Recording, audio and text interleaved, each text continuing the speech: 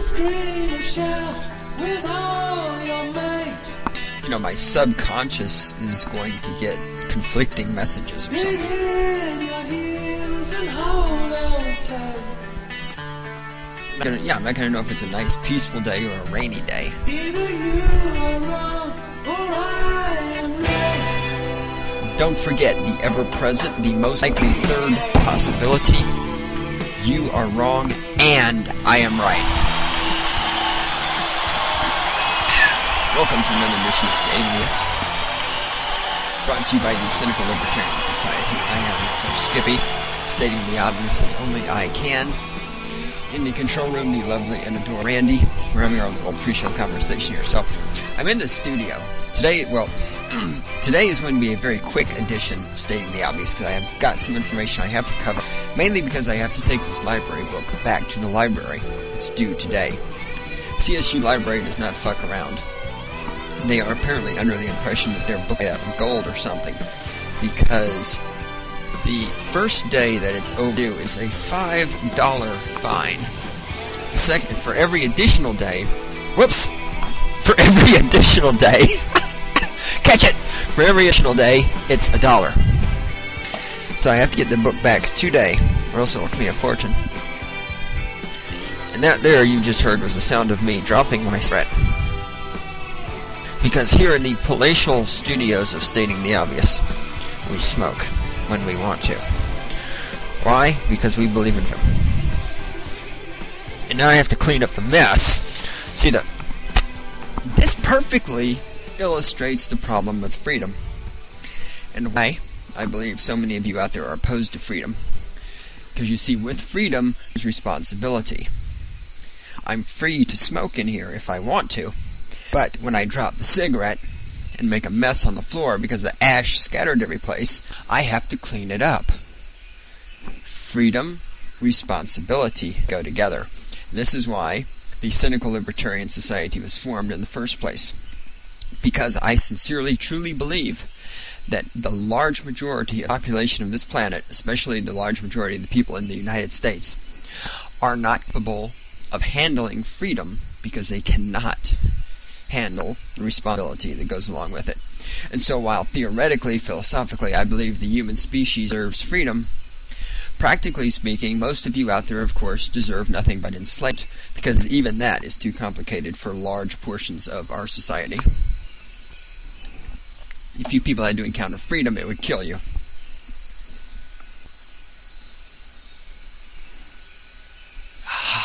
That was a nice long drag on the cigarette. Natural American Spirits, by the way. Filter. Never understood people who smoke cigarettes with filters. I mean, you're inhaling smoke into your lungs. Why would you filter? If you want to filter the smoke, why the hell don't you just smoke in the first place? Makes no sense to me. Anyway, today is a special day. It's the 29th of August. It's not 19. It's 2005. The important part is that today is Skippy's birthday. I'm 22 years again. And so another reason we have to get through this fast is my friend Robin is coming over. We're going to hang out today and do all sorts of good stuff. She's buying me dinner, and who knows what else we'll end up doing. So I have my cigarette. I have my Guinness draft in the bottle. I have my water. I have my birds chirping over there on the little sound bean. I also have the Thunderstorm CD playing. That's why I was telling Randy I'm going to be confused. I don't know if it's a nice sunny day with the birds chirping or a rainy day with a thunderstorm. What? Randy's telling me I should get to the point. I should also mention I'm standing wearing my underwear. And yeah, Randy appreciates that. Look, Randy, I'll scratch my nuts. There you go. She's running to the other side of the control room and screaming. I don't blame her. Alright. What are we here to talk about? We are here to talk about, and granted, this is ancient history, but see, this is the difference, well, yet another difference, between myself and the people who wish they could be like me. I'm turning off the modem on the computer. That won't affect anything, right? Okay, good. That's the difference. This is the difference between me and people who wish they were me. So I actually read things that I disagree with. Paul Ehrlich's book, The Population Bomb. Now, this book was originally written, 1968. And the reason I'm going back and reading this book is because people still quote this book, people still talk about this book, and Paul Ehrlich is still regarded as somebody who is not a complete idiot, when in fact he also wrote The Population Explosion, which I have downstairs and will be reading soon. Excuse me. Paul Ehrlich is probably more than anybody responsible for bringing the concept of overpopulation wackoism out to the general public. This man is taken very seriously, and it's important to read this book and talk about it because he wrote Population Bomb, and everything he wrote in this book was wrong. Nothing he predicted in this book ever happened, and yet this man comes out today, makes these wild, wacko predictions, and everybody goes crazy and thinks he knows what he's talking about. The book, in fact, starts off with a sentence: "The battle to feed all of humanity is over. In the 1970s and 1980s, hundreds of millions of people will starve to death in spite of any crash programs embarked upon now." Now, I don't know about you kids, but I remember the 70s and the 80s, and I didn't see anybody starving to death. And keep in mind, he's not talking about, in this book, he's not talking about people in Ethiopia starving and all this other crap. Because when he wrote this, those people were already starving. He's talking about people in developed countries starving. These pauses are when I'm getting a drink of Guinness. I know all of you out there need to know that. Not only that, but I love the way he refers to all the countries in his book as either underdeveloped countries or overdeveloped countries. There are no simply developed countries. We're going to alright, I have my notes. What do I have to, let's see. Page 5. When I read books, I make my notes on a piece of paper with page numbers or hints, although sometimes it might take me a minute to figure out what it is I wanted to go back. Here we go. Page 25 of The Population Bomb. If the pessimists are correct, massive famines will occur soon, possibly in the 1970s, certainly in the early 1980s.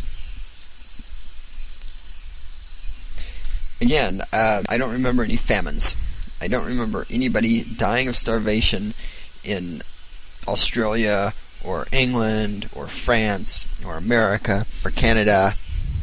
And there's also a lot of things in this book that I'm not going to cover because a lot of this is obviously outdated and just silly beyond compare. I also do need to, I didn't have time to do it. I'm going to have to do it later. In fact, Randy, quick, where's the clipboard? Thanks. We need to make some notes because there are some statistics I'm going to have to look up in order to make some comparisons later on about his predictions for world populations and all this other stuff. I mean, let's not forget, this is the man who made the bet with some other scientist on the other side of the fence here. And the bet was basically the price of 20 important precious metals would it go up or would it go down. Paul Ehrlich, of course, thought the price of precious metals would go up because it was becoming more scarce as humans destroy the earth. And he lost the bet because the price of all these different precious metals went down. Just as the amount of food we have is going up, he constantly predicts that it will be impossible. He constantly predicts it will be impossible to produce more food than is already being produced, which of course we now know is not true. And see, this is one of those disclaimers you have to make. Whenever you say something like this, I am not saying I'm in favor of population running out of control or destroying the earth or any other bullshit. All I'm in favor of is some common sense. And I will be doing a program in the future as soon as I have some more research, which many of you out there is a concept you're not familiar with, especially if you're a journalist. Especially if you're a journalist in the bullhorn, you don't do any research, you just talk to 19-year-old kids who are and you play with dolls. That's another story. I do see this thing called research. And as soon as I've done some more research, I'm going to have something to say about the overpopulation wackos. What is this, page 26? Oh, this just brings up this. It always amazes me how people talk about how animals are going extinct and all these other things. But is there some wild number about how there's so many species going extinct on such a regular basis and all this other crap?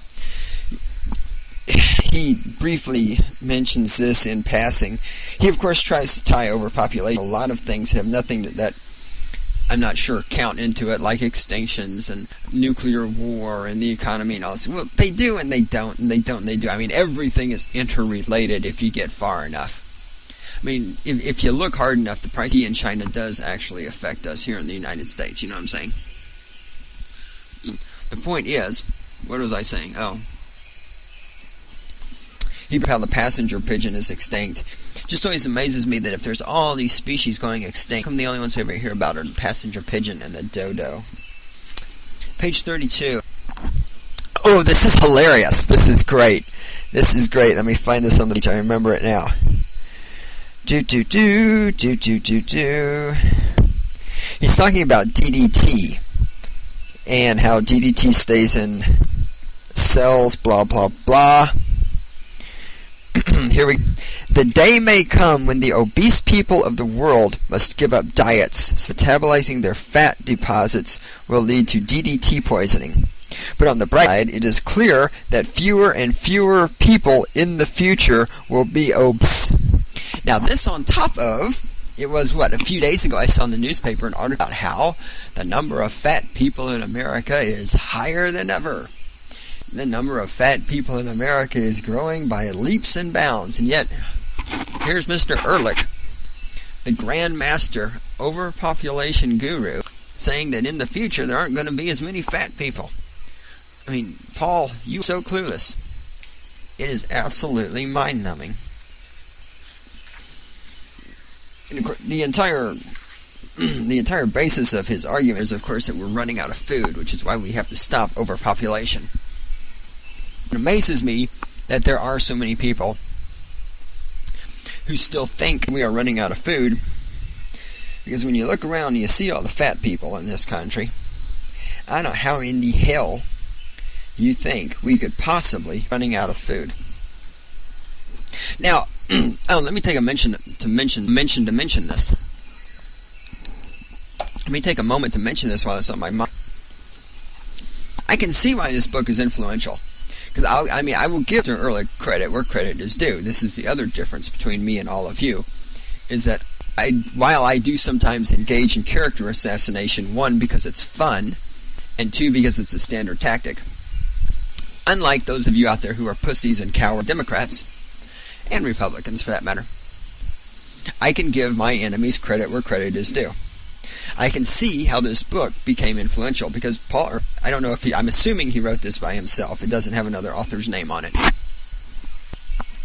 That was me bumping the microphone, sorry. This is a very written book. It's simple to understand, and I don't mean that in a derogatory way.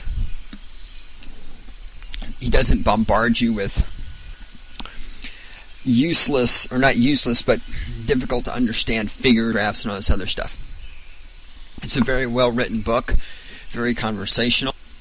He has a middle chapter here where he presents 3 different scenarios of the future, which are fiction, obviously, but it's fairly well written fiction. That's what I'm about to comment on here. So, I mean, just as far as writing style, the ability to convey the information he's trying to convey, I mean, he does an excellent job. This is a very well-written book. I disagree with his ideas and his premise, and I think some of his, well, I can't speak for his facts that were current. I think some of his predictions, of course, totally out of line with anything that actually happened. But it's a well-written book. I give him credit. Page 54. Another thing he brings up quite a bit is racism. You can tell he's a typical Democrat in that he hates rich white people and he hates black people. But in his little scenario here, I'm reading from his future scenario. The clarity with which the population control law was aimed at the blacks and the poor had been the last straw. The callousness of American decisions during the Great Famine had all but driven mad. I thought it was hilarious because it reminds me of course, when the United States attempted the forced sterilization of so many people before World War II. Under democratic regimes and the presidency, of course. as we sterilized large numbers of retarded people and black people and poor people against their will.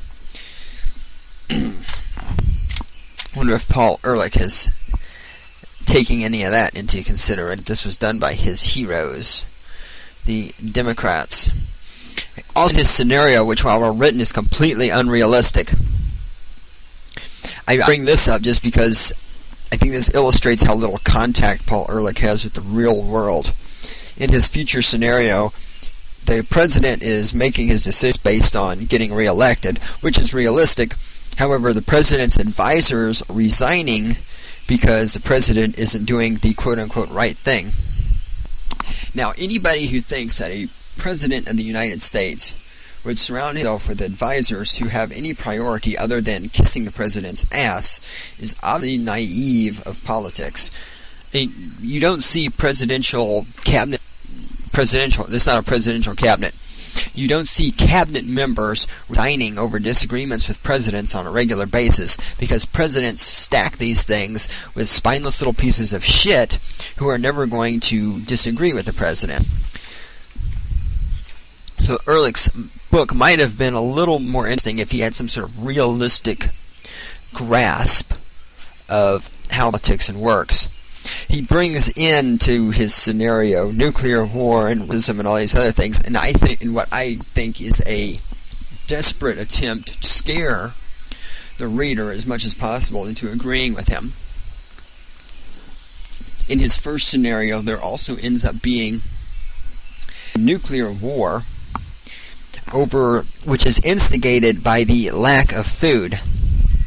This nuclear war, as far as I can tell, takes place between the Soviet Union, which does not exist anymore, and the United States, instigated by a lack of food. Now, the Soviets aren't completely stupid, and even our politicians also aren't totally stupid. I would like Mr. Ehrlich to explain to me why he thinks there would be a nuclear war due to a lack of food, because I'm pretty sure that when you have a nuclear war, the amount of food available does not increase.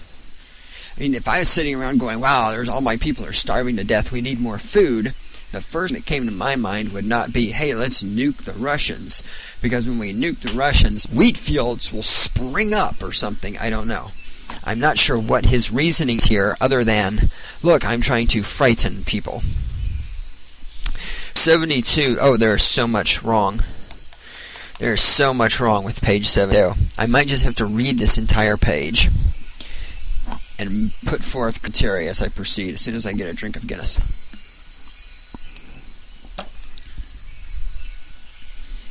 This is his second scenario. This is his second scenario, which is composed of make-believe news articles. This make-believe news article ends, leaders meet at United Nations, New York Times, June 2nd, 1974. The assembled heads of state of 72 nations, including the U.S., China, USSR, India, and most of Europe, together with delegates from the other nations represented in the UN, yesterday passed a resolution designed to prevent events such as those of the past year from ever reoccurring. The events of the past year that he's referring to, if you read the entire scenario, his scenario is one in which a disease breaks out, is transmitted across the globe, and kills a very large population of the planet, which is, of course, a possible scenario even today. I mean, we've seen AIDS explode and then come under control. We saw SARS outbreaks. I mean, this is certainly not something that's beyond happening. Of course, then again, you would think the overpopulation wackos would be happy to see that happen because it would reduce the population. It always amazes me how, when you give them what they want, they think it's a bad thing. I return to reading the book, stating that the lessons of overpopulation were clear for all to see. They unanimously They unanimously voted complete coordination in recovery measures. Right, complete coordination from every nation on the world. There's your first indication that this man has no clue how politics really work. See, and the problem with people like Ehrlich is that these people who are incredibly politically naive actually think that governments give a shit about their citizens. This reminds me of Spear when I was in my philosophy class. Sarah was attempting to, long story, Sarah was attempting to explain to him that the reason people in some of these countries, or most of these countries, are starving because we can't get the food to them because the government will not allow people to distribute the food to the citizens. And Spear is like, you mean to tell me that governments allow their own people to starve? I believe that. It's like, well, that's because you spend too much time in your fucking office reading shit from PETA. If you paid attention to the world politics, you would know that yes, governments quite frequently do starve their own people because governments don't give a shit about their citizens. Governments care about power. So there's one aspect of his fantasy that will never take place. There will never be complete cooperation between the United Nations. They unanimously voted complete cooperation in recovery matters, which were to be accompanied by strong population control, taking advantage of a reduced younger generation. The loss of nearly half the world's children was an immeasurably profound tragedy, they stated, and they offered the deepest sympathy to all the bereaved parents. Nevertheless, the opportunity to establish population stability for the next 2 generations must be grasped. So, hey, in his future scenario, politicians will do what they still do the best. They'll take advantage of people when they're emotionally crippled and manipulate them. Kind of like Bush did after 9/11. Everybody's all broken up. Hey, good time to start a war, while the people are still too shell-shocked and stunned to stop me from doing it. A representative commission was authorized to make determinations of optimum populations for regions and for the world at a variety of standards of living based on available resources and expected food production capability. In 2 years, June 1976, the world leaders would meet again to decide which ability should be the long-term goal. Here, of course, we have the other dream of people like Ehrlich, the population control mongers. The idea that the government is so smart that it can figure out what the optimum population should be, what your standard of living should be, and how all of these things can be achieved. Now, I'm sorry, but they're simply not smart enough to do things like that. And when we start allowing the governments to determine what our standard of living is going to be, well, that's communism. An environmental agency was also established to have control of all common features of the environment, including the oceans, the atmosphere, and international fresh waterways. The hope was expressed that the UN might now develop into a genuinely powerful world regulatory body. As President Chai of the Security Council put it, men and nations have learned how dependent we all are upon one another and on the health of our little spaceship Earth. Yeah, I can really envision somebody who would become the president of the United Nations Security Council, some shit like that. While this is a wonderful little utilitarianism fantasy, you can listen to my stating the obvious editions on utilitarianism. By the way, the email address here at Stating the Obvious, if you feel the need to contact me and tell me how incredibly right I am, as if I didn't already know that, is sto@204eastsouth.com.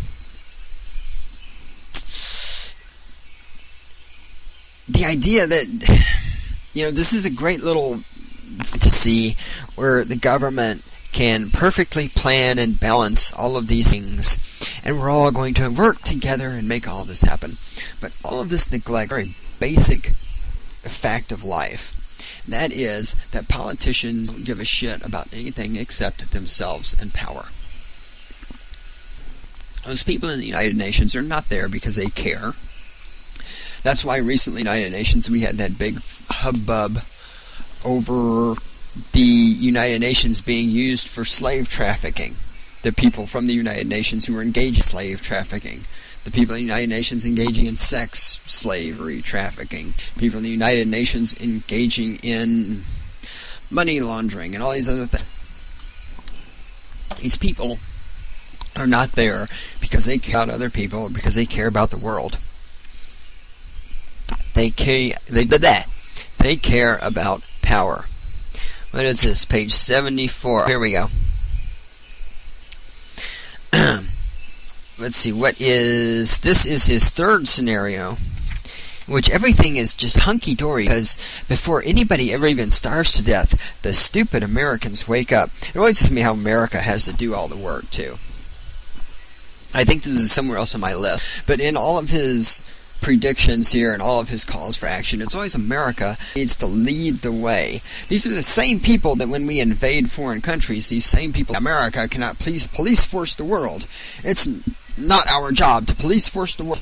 Yet when it comes to things like this, America is supposed to police force the world. Listen to this. In his rosy, lovely, wonderful scenario, the ambassador announced that the United States would begin paying an IST tax of 4% of its gross national product annually, and we're paying this to other countries in the world to help feed them.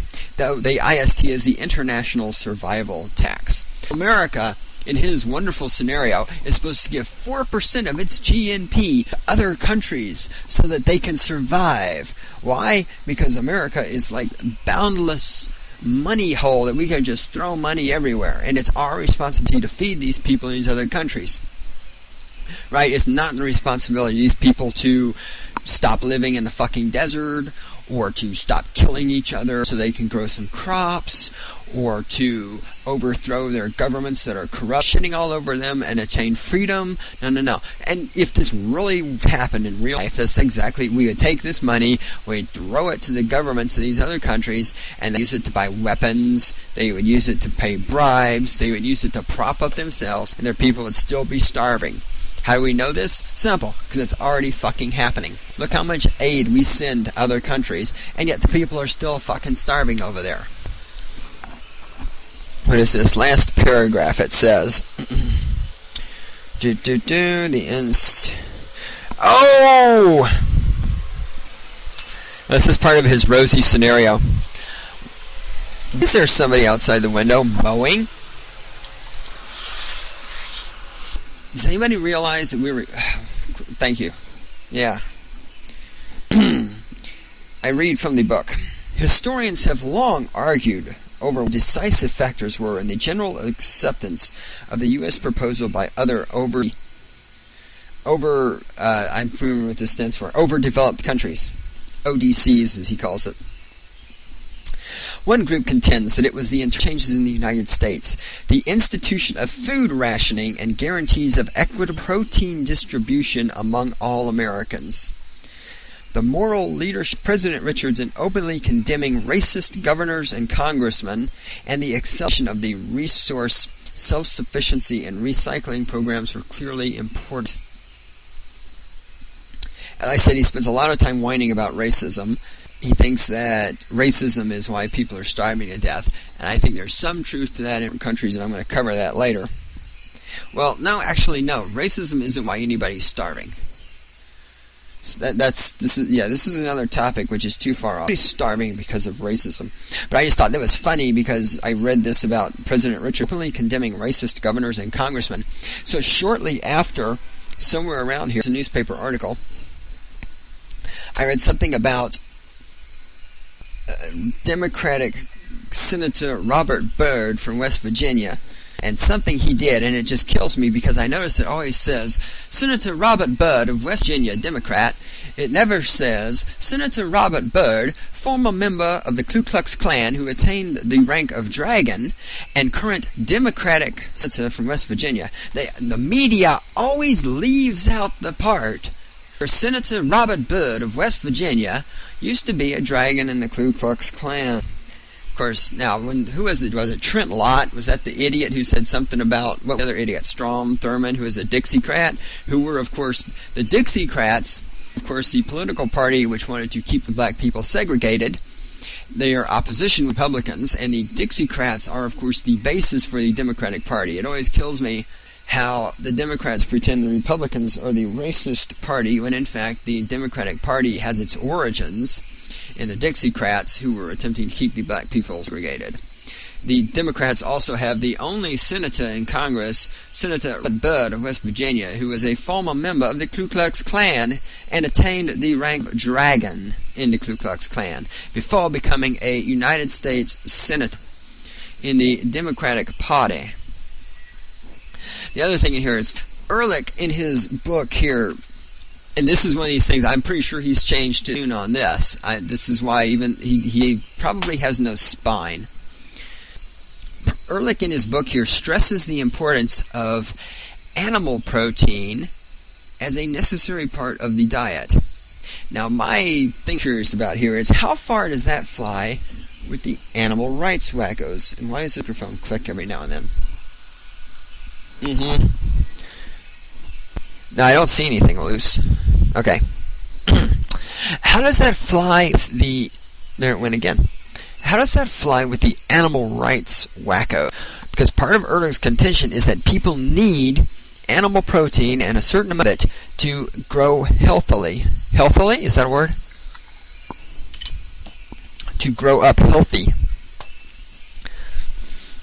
Yeah, I mean, because one of the contentions of the overpopulation wackoism of today is that we can't feed the people because we're spending too much effort to grain and other foodstuffs to feed animals, which don't feed as people, and if we are all vegetarians, then there would be plenty of food. Yet Ehrlich contends, in his book a number of times, he covers this, that animal protein is important. I'm willing to bet he has changed that opinion due to pressure from the animal rights wackos. Oh, this is hilarious. Here's another great quote in his fictional future scenario. As Premier Yin Chu of China said in his famous 1985 address to the UN General Assembly, quote, "How can I speak of the United States and the Soviet Union as my enemies? Every day, American naval supply vessels bring food and technicians into our port, while Russian trucks are pouring across our border with fertilizers and heavy equipment we need desperately. The People's Republic of China hopes to never close its borders again." Again, just sort of illustrating that this man has no clue about how politics actually work. We have in the past already poured so much foreign aid into countries. Any of these countries are still our quote-unquote enemies. China, I mean, we helped the Soviet Union out in all sorts of ways. They still had nuclear weapons aimed at us. We helped China out in many ways. They had nuclear weapons aimed at us. We helped out Iraq and Saddam Hussein, then we invaded him. Saddam Hussein never had nuclear weapons aimed at us.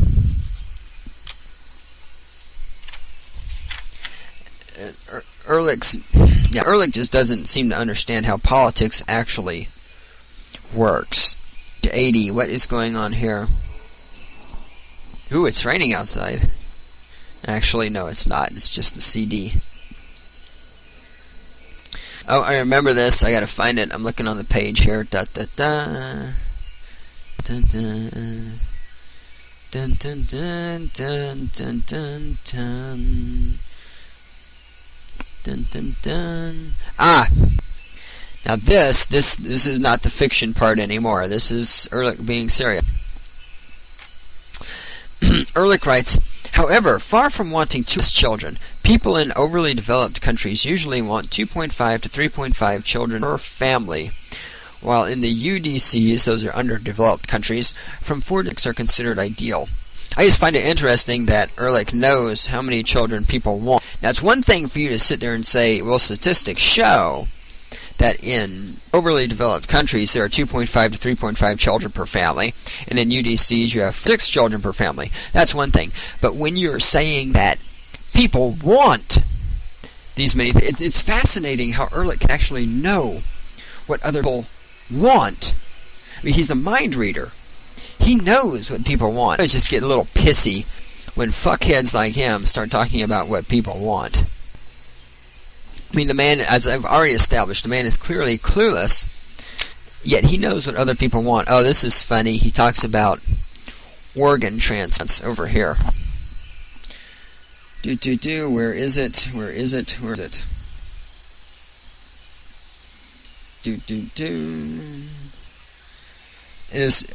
And a number of these I bring up just because these are illustrations of how his predictions have nothing to do with reality. Unless action is taken on the population soon, human organ transplants will become a historical curiosity. Right. Boy, you called that one right, Paul. Yes. Organ transplants. Only a curiosity. Those don't happen anymore. And why exactly overpopulation would prevent organ transplants is a bit beyond me as well. Here he makes some predictions about future population. By the year 2000, he claims there will be between 270 to 285 million people in the United States. I'm thinking that might not be right. That's why I say I need to do research and find out what the actual population is. Let's see. Yeah, that's fine there. Okay. We'll be seeing how accurate his prediction is there. I know I probably should know what the population in the United States is, but I don't care. Furthermore, part of his contention is if this would be a problem. And this is another... There's one of two things is going to happen here. Either there's not that many people, or there's a lot more, and yet we're still feeding them. Yeah, I mean, but I can go down to McDonald's right now and get all the burgers I can eat. We obviously are not having food problems, in spite of Mr. Ehrlich's strange ideas. Page 128, what do I got here? Oh yes, the key to the whole business, in my opinion, is held by the United States. Again, really, see, everything is the United States. How much of this? There's the popping again. If I don't figure out what that is, I'm going to go insane. The key to everything, according to all the people like Ehrlich, all the animal rights wackos, all the overpopulation wackos, all the global warming wackos, all the wackos in general, is always the United States. We can't police force the world, but we are the cure for everything. We are the key for everything. My question is this: why does the United States have to do everything? Why can't all these other fucking countries do something once in a while? I'm tired of hearing about how the United States has to pay more taxes, how the United States has to do this, how the United States has to guarantee that. Piss on these people. I talked about that. How there's more food than ever, and there is more food than ever. Especially back when Ehrlich wrote this book. We've got all these people, we're still feeding them. Page 129, this is funny. Let me find the quote. This one's good. Where is it? I talked about here we are on the protein again. Let's see, where do I want to start this? How much should we reduce the grain, finishing of beef, and blah, blah, blah, blah. Beef. We're talking about beef. He points to the point, we have all these pets, and we feed our pets animal protein. And so he's saying, will we be willing to slaughter our dogs and cats in order to divert pet food protein to the starving masses in Asia? Yes, according to Paul Ehrlich, we are going to have to slaughter our dogs and cats because the animal protein used to make dog and cat food is going to have to be diverted to Asia to save them from starving to death. Page 130. Selfish.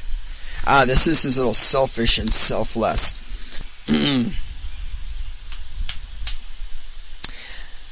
The word describes the behavior only out of context. These selfless actions necessary to aid the rest of the world and stabilize the population are our only hope for survival. These selfishness work only towards our destruction. It always amazes me how these people, overpopulation wackos, when I say these people, I mean overpopulation wackos, are always talking about how we must be selfless. And my question is the same as it ever was. If all the overpopulation wackos were actually selfless, and if they actually cared so much about the world, and so much about overpopulation, and so much about not having enough food, blah, blah, blah, blah, blah, why don't they all kill themselves? Because if there are, in fact, as many people out there who are overpopulation wackos, as Paul Ehrlich and the other overpopulation wackos want us to believe, if they all killed themselves, then the population would go down, and there'd be plenty of food in there. But no, none of them do this. In fact, many of them reproduce. My professor, whose name I don't remember, back at San Juan College, who was a really great professor, he taught plant biology. He was a great teacher. I loved his class. He was a population wacko, and he had 2 children. Why overpopulation wackos fucking have children? If you think the world is overpopulated and you're making babies, you're obviously a selfish motherfucker. Yet I'm supposed to be selfless. I'm supposed to give things up. I'm supposed to do this. I'm supposed to do that. And you're over there making babies and still alive. Just fucking kill yourself if you care so goddamn much. Here's another example of why this is actually a thing about the hatred of the rich. On the top, he writes in his book, on top of the income, and again, this is him saying what needs to be done. That's the title of his chapter, is what needs to be done, according to Paul Ehrlich, to solve the population problem. On top of the income tax change, luxury taxes could be placed on, I don't even know what that is. I don't think they have those anymore. Luxury taxes could be placed on cribs, diapers, diaper services, expensive toys, always with it so that the essentials be available without penalty to the poor. So we should raise taxes. He's saying we should limit the tax breaks for having children, and I'm not necessarily opposed to that. I don't know why the hell you should get a tax break because you make a baby. If you want to make a baby, you need to be able to pay for it. If we're going to have an income tax, which I'm opposed to, I'm not sure you get tax breaks for children. I can't necessarily argue with him on that one. But to say we should have additional taxes on cribs and diapers and toys and everything, but we'll make sure the essentials are available for the poor. So this is what's interesting. The rich people who can afford to actually feed their kids, who aren't going to starve to death, will tax them more money. But the poor people who shouldn't be having kids in the first place, if you can't fucking afford to pay for the kids, well, we'll give them the shit for free, or at least give them tax breaks. That way they can reproduce more, create more poor people who can't afford to feed their fucking kids. If we're going to encourage somebody to reproduce, shouldn't we encourage the rich people to reproduce? The people who can afford to buy food for their fucking kids? Why are we encouraging poor people who need food stamps and welfare to make more babies who are going to need food stamps and welfare? And of course the answer is because Paul Ehrlich is not interested in controlling the population. He's interested in hating rich people, hating white people, and he's interested in the perpetuation of the problem. Just like the homeless advocates don't want to get homeless people off the street, because if there's no homeless people, then homeless advocates don't have anybody to advocate for. If Paul Ehrlich actually solved the problem of overpopulation and everybody had enough food, then he'd have nothing to whine and snivel about.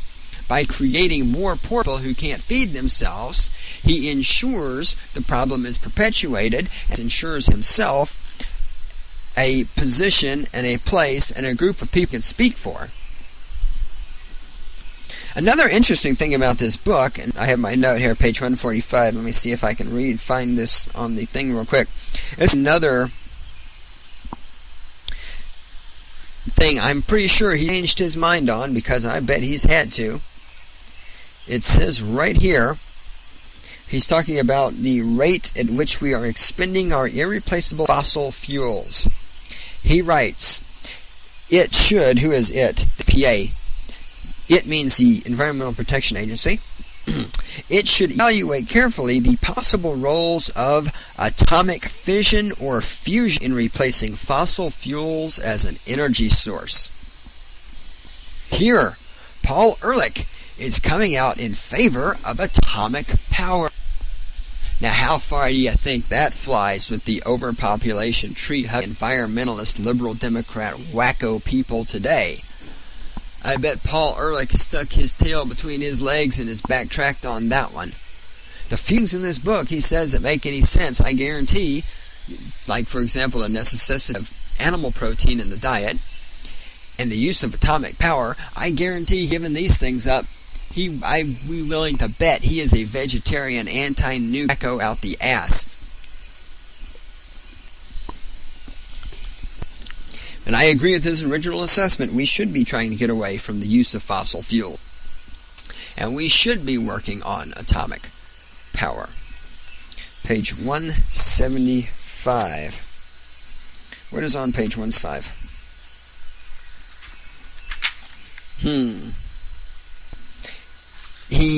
This is an interesting part of the book too. He tells you how to approach.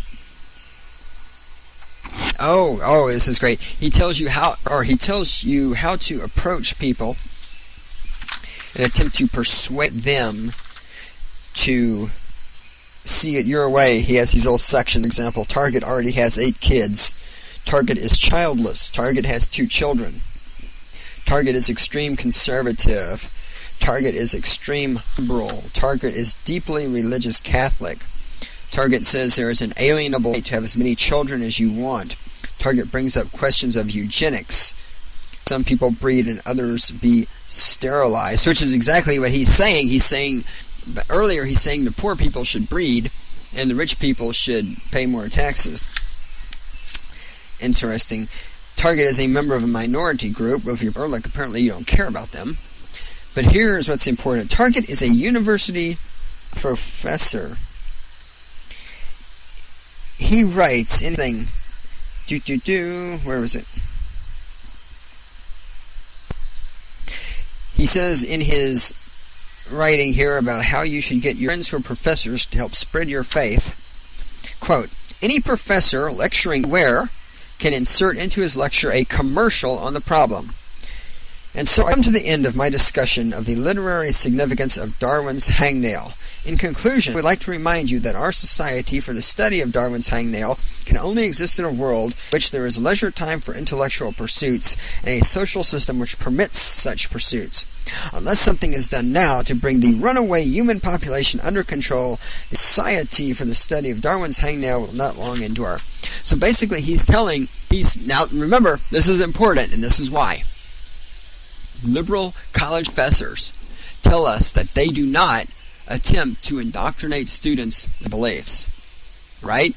The lie that we are told by liberal college professors and conservative college professors is that they're not inserting their personal politics and beliefs into their teaching. Yet here, Paul Ehrlich encouraging professors to insert their personal politics, the belief that the world is overpopulated and we're all going to die, into their lectures. Chapter 6 of his book, the final chapter, is entitled, What If I'm Wrong? Where Ehrlich says that, well, maybe I'm wrong about all this, so what then? And he brings up Pascal's wager. Pascal considered the only safe course for a man was to believe in God. If there was no God, it made no difference, but if there was, you ended up in heavens. In other words, play along. What? In other words, I can't read. In other words, play it safe. If I'm right, we will save the world. If I'm wrong, people will still be better fed, better housed, and happier thanks to our effort. So Ehrlich thinks that if we did his recommendations, we would be better housed, better fed, and happier. We would be less free, that's for sure. Better housed, maybe. Fed, it's questionable. And happier is certainly questionable. But again, this again illustrates the entire pussy-wussy mentality these people operate from. I know that stating this edition did not turn out to be short at all, did it? Yeah, thank you for pointing that out, Randy.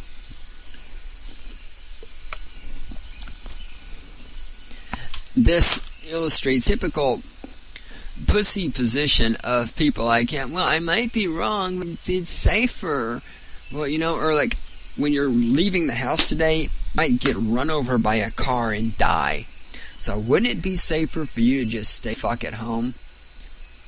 In fact, you're going to die anyway, and when you do die, you might die in a way that's painful and would hurt you. So wouldn't it be safer for you to very quickly and efficiently kill yourself right now with some painless thing like an overdose of anesthesia? Because then not only would you avoid the terrible possibility that you might die painfully, but you'll help reduce the population and save the world.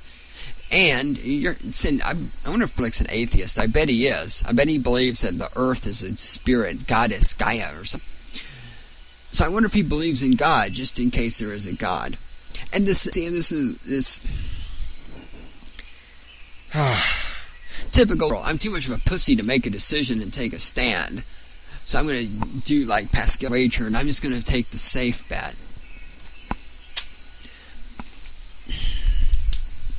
He talks about a lot of things in his book, too, which makes sense. And, of course, here I've covered the big things that I disagree with. There's a lot of smaller things in here that I disagree with.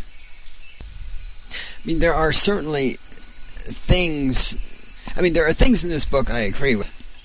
Again, unlike conservatives and Republicans, unlike conservatives and liberals who pretend that they don't pretend. Unlike conservatives and liberals who say a book written by the opposition is completely wrong, I won't deny there are certain things in this book that make sense. There are some things in this book I agree with. What I've covered here is the major things that I disagree with, and illustrative examples. I certainly could have nitpicked a hell of a lot more than this, but that's not really that important. There are things in here he talked about that were important, and that did happen. He talked about how the Great Lakes were very polluted and would never be usable again. We now know that they're clean.